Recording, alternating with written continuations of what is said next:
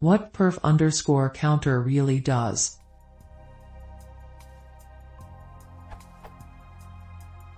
Reading the documentation, Python 3.4, about timeit.default_time. It says, the default timer, which is always time.perf_counter.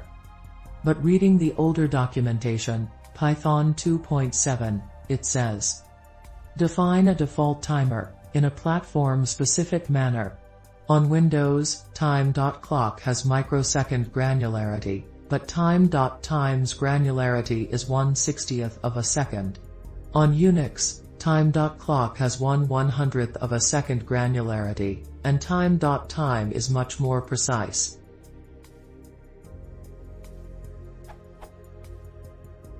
So, does perf_counter simply do a choice to keep portability? I mean, if the system is Windows, it returns time.clock, otherwise time.time, so that the precision grades defined above still maintain true, isn't it? In short, how does perf_counter work?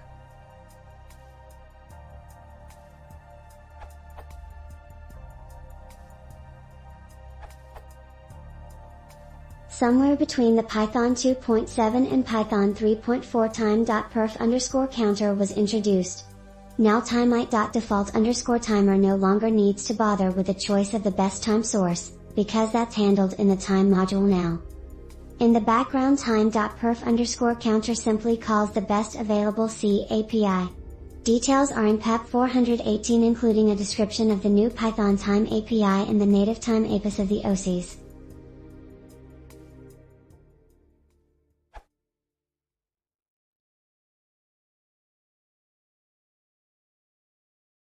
If you want to see more, please consider subscribing.